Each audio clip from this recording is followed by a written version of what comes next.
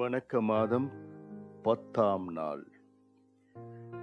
இயேசுவின் மனித அவதாரத்தில் அன்னை மரியா.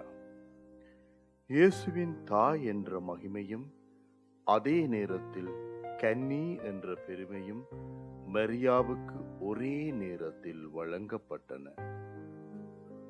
9 மாதங்கள் கடவுளின் மகனை தன் வயிற்றில் கருவாகக் கொண்டிருந்தார்.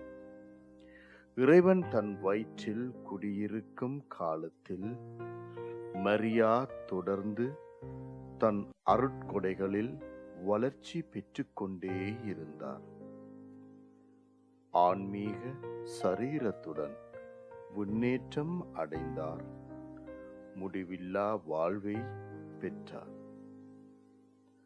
நாமும் எமது வாழ்வில் அன்னை மரியாவைப் போல அருட்கொடைகளில் வளர்ச்சி பெற்று ஆன்மீகத்திலே நல்ல முறையிலே வாழ்ந்து நல்ல ஆன்மாவாக திகழ இறைவனிடம் வரம் வேண்டி அன்னை மரியாள் மூலமாக மன்றாடுவோம்.